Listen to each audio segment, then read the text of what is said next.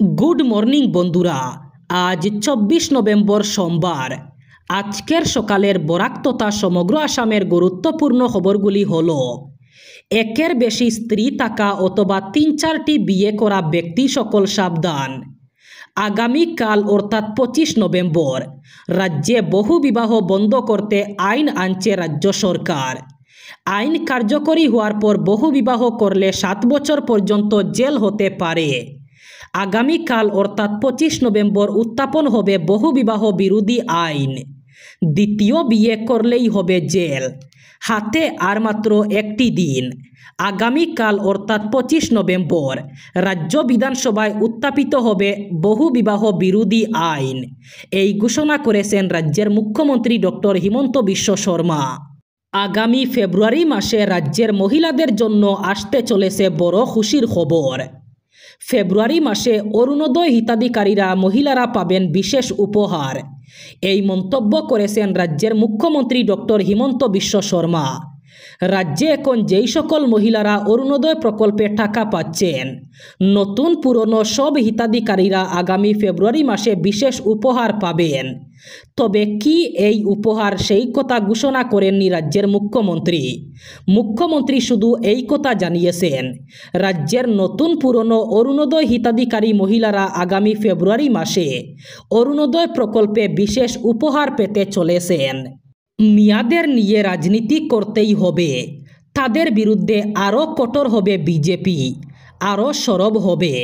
রবিবার হাফলং অটল বিহারী বাজপেয়ী ভবনে দাঁড়িয়ে এমনই বিস্ফোরক মন্তব্য করলেন অসম প্রদেশ বিজেপি সভাপতি সাংসদ দিলীপ শইকিয়া। ডিমা হাসাও অটোনমাস কাউন্সিলের সিএম দেবলাল গারলোসা, চেয়ারম্যান মোহেত হুজাই এবং ডিমা হাসাও বিজেপি সভাপতি ধৃতি থাউসেনকে পাশে রেখে প্রদেশ বিজেপি সভাপতি বলেন, আগামী দিনগুলিতে মিয়ার বিরুদ্ধে আরও গর্জন দেখাবে গেরুয়া শিবির। তাদের জন্য আজ অসমের সংস্কৃতি প্রত্যাবানের মুখে। এই মিয়া আমাদের ধার্মিক এবং আধ্যাত্মিক যে সকল ঐতিহাসিক স্থানগুলি আছে সেই সব দখল করে নিজেদের আওতায় নিয়ে নিচ্ছে। তাদের উৎপাতে আমাদের সংস্কৃতি বিপন্ন হতে চলেছে। পাশাপাশি তারা জনসংখ্যা দিন দিন বাড়িয়ে তুলছে। এটা আমাদের সমাজের জন্য এক ভয়ঙ্কর হুমকি স্বরূপ বলে মন্তব্য করেছেন দিলীপ শইকিয়া। কিছুদিনের মধ্যেই শুরু হতে চলেছে 2026 সাল। 2026 সালে মোট 4টি গ্রহণ থাকবে, 2টি সূর্যগ্রহণ এবং 2টি চন্দ্রগ্রহণ। বছরের প্রথম সূর্যগ্রহণ এবং চন্দ্রগ্রহণের তারিখ ইতিমধ্যে জানানো হয়েছে। সেই সাথে সতর্কতা অবলম্বন করে থাকতে বলা হয়েছে। 2026 সালের প্রথম সূর্যগ্রহণ আগামী 17 ফেব্রুয়ারি ঘটবে, তবে এটি ভারত থেকে দেখা যাবে না। অতএব এটির সূতককাল প্রযোজ্য হবে না। 2026 সালের প্রথম চন্দ্রগ্রহণ 2026 সালের 3 মার্চ অনুষ্ঠিত হবে। এটি ভারত থেকে দেখা যাবে। সৌভাগ্যবশত এই দিনে রয়েছে হোলি উৎসবও। বাংলা সহ 9টি রাজ্য এবং 3টি কেন্দ্রশাসিত অঞ্চলে চলছে বিশেষ নিবিড় সংশোধন প্রক্রিয়া অর্থাৎ এসআইআর। বাংলা তামিলনাড়ু রাজ্য এসআইআরের বিরোধিতা করে সুপ্রিম কোর্টে মামলা করেছে।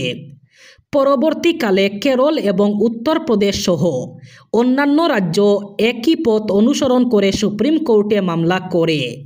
এসআইআর প্রক্রিয়াকে চ্যালেঞ্জ করে দায়ের হওয়া নতুন কয়েকটি মামলায় কমিশনের বক্তব্য জানতে চেয়ে নোটিশ জারি করল সুপ্রিম কোর্ট।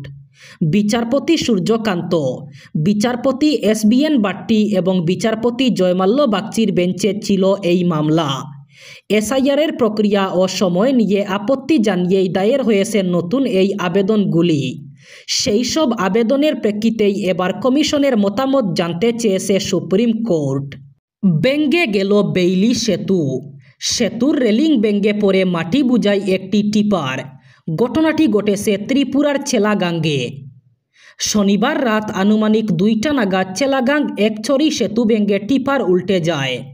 বর্তমানে চেলাগাং থেকে যতনবাড়ি যাওয়া রাস্তা চলাচল বন্ধ। চরম দুর্ভোগের মধ্যে পড়েছেন জনগণ। ঘটনার ফলে এলাকায় যান চলাচল সম্পূর্ণভাবে বন্ধ হয়ে পড়েছে।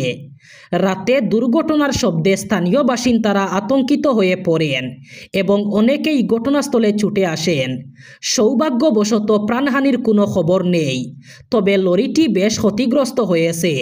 স্থানীয়দের অভিযোগ, অতিরিক্ত ওজনের গাড়ি চলাচল নিয়ন্ত্রণ না করায় এই দুর্ঘটনা ঘটেছে বলে তাদের দাবি। বিহারে বরাডুবির পর এবার নজরে তামিলনাড়ু কংগ্রেস কমিটির সভাপতি কে সালবাপে রুন্থাগাই শনিবার জানিয়েছেন 5 সদস্যের একটি কমিটি গঠন করেছে কংগ্রেস সভাপতি মল্লিকার্জুন খার্গে। 2026 সালের বিধানসভা নির্বাচনের জন্য ডিএমকের সঙ্গে আসন ভাগাভাগি নিয়ে আলোচনা করবে এই কমিটি। বিহার বিধানসভা নির্বাচনে কংগ্রেসের বরাডুবির অন্যতম মূল কারণ হিসাবে উঠে এসেছে আসন সমঝোতার প্রসঙ্গ। নির্বাচন শুরু হলেও পরে আসন ভাগাভাগি শেষ হয়নি। সেই সুযোগ নিয়েছে এনডিএ। এবার তাই 1 বছর আগে থেকেই প্রস্তুতি শুরু করেছে কংগ্রেস। টিএনসিসির শীর্ষ নেতা জানিয়েছেন ক্ষমতাসীন ডিএমকের সঙ্গে আলোচনার জন্য কংগ্রেস কমিটির নেতৃত্ব দেবেন তামিলনাড়ু ও পুদুচেরিতে দলের দায়িত্বপ্রাপ্ত গিরিশ চুদনকর। সেলবা পেরুনাতাগাই এবং সংসদীয় দলের নেতা এস রাজেশ কুমার এই প্যানেলে থাকবেন।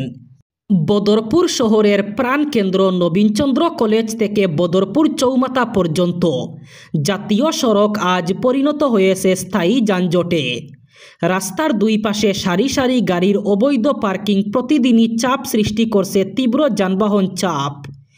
এর ফলে ঘন্টার পর ঘন্টা আটকে পড়ছেন সাধারণ মানুষ থেকে শুরু করে জরুরি পরিষেবার গাড়ি।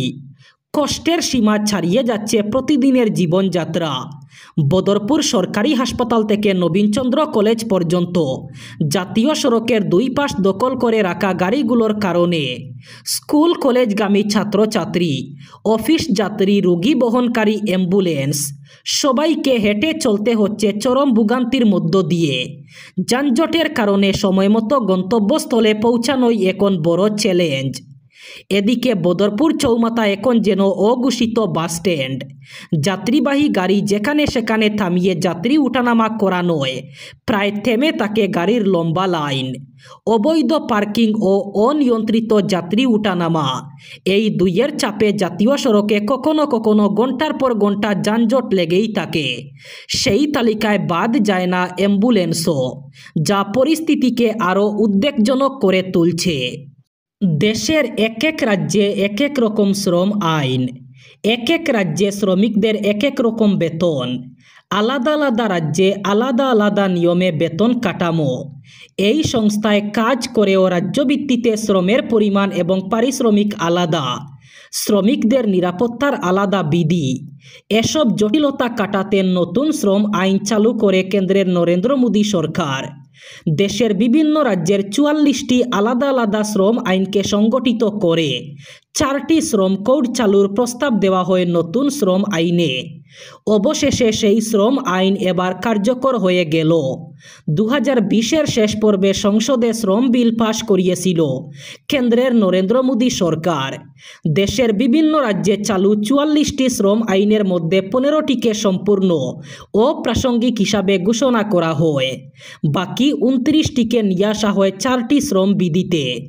কোড অন ওয়েজেস, এতে সমস্ত কর্মীদের একটি বেসিক বেতন প্রদান করা হবে, রাজ্যের ভিত্তিতে বদল হবে না। কোড অন ইন্ডাস্ট্রিয়াল রিলেশনস, এতে কর্মীদের যখন তখন ধর্মঘট প্রতিরোধ করা হবে। পেশাগত সুরক্ষা, স্বাস্থ্য এবং কর্মপরিবেশ কোড এবং সামাজিক নিরাপত্তা কোড 2020। এবার বরাক উপত্যকার 3 জেলার আজকের আবহাওয়ার খবর। আজ 24 নভেম্বর সোমবার বরাক উপত্যকার 3 জেলায় শীতল আবহাওয়ার সম্ভাবনা।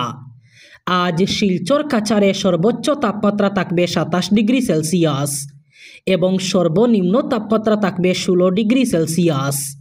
শ্রীভূমি করিমগঞ্জে আজ সর্বোচ্চ তাপমাত্রা থাকবে 27 ডিগ্রি সেলসিয়াস এবং সর্বনিম্ন তাপমাত্রা থাকবে 16 ডিগ্রি সেলসিয়াস। একইভাবে হাইলাকান্দি জেলায়ও আজ সর্বোচ্চ তাপমাত্রা থাকবে 27 ডিগ্রি সেলসিয়াস এবং সর্বনিম্ন তাপমাত্রা থাকবে 16 ডিগ্রি সেলসিয়াস। এই ছিল আজকের সকালের গুরুত্বপূর্ণ খবরগুলি। ভিডিওটি অবশ্যই লাইক করবেন এবং চ্যানেলটি সাবস্ক্রাইব করবেন।